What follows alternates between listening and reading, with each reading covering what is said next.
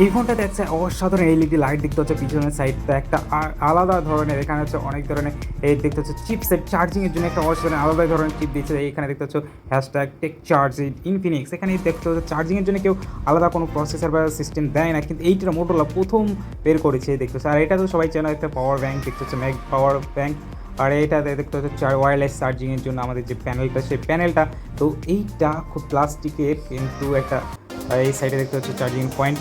তো এই যে আমাদের যে নট 40 প্রো মোবাইল দেখতে ইনফিনিক্স, তো আমাদের দেখার কাছে এটাই যে মোবাইলটা কত সুন্দর দেখতে, অসাধারণ। পিছনে লেদার ফিনিশিং প্যাক দেওয়া আছে, ভিগান লেদার।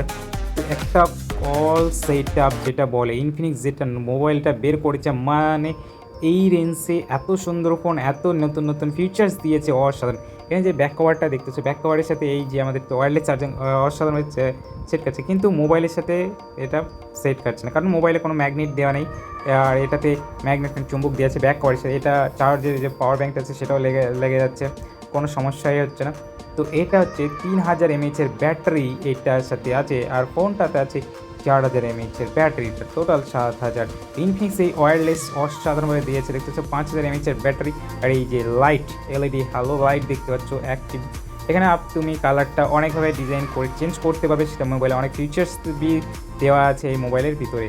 তো এটা একটা অসাধারণ ব্যাপার, ইনফিনিক্স এত সুন্দর একটা জিনিস মানে মোবাইল বের করেছে, তা ভাবা যায় না। দেখতে হচ্ছে একটা নীল লাইট। তো এই যে অনেকগুলো আমাদের যে সিস্টেম, এখানে কিন্তু একটা দারুণ জিনিস দিয়েছে, মানে এআই সিস্টেম দিয়েছে এই ফোনটাতে। এআই এর একটা কনফারেন্স মানে দেওয়া হয়েছে এই ফোনটাতে, সব মোবাইলে তো থাকে না, এই মিড রেঞ্জ বাজেটে তো অবশ্যই থাকে না। আর এটাতে